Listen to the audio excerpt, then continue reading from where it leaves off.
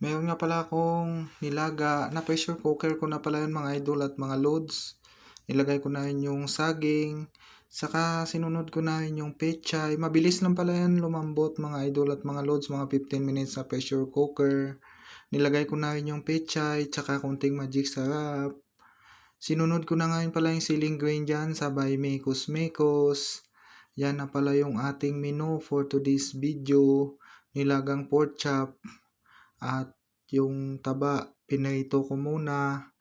Nilagay ko na yun pala yung mga idol at mga loads. Minimikos-mikos lang para mahalo yung mga gulay. Shout out to all followers and viewers. Plating time na po. Yan ang niluto natin. Siyempre, kumuha ako ng 2 pinggan. 2 nga pala kami ng anak ko dyan ang kakain. Kaya 2 plato. Yan. Tara mga idol, mga loads. Kain na po tayo. Yan yung dessert. Thank you for watching. Bye-bye.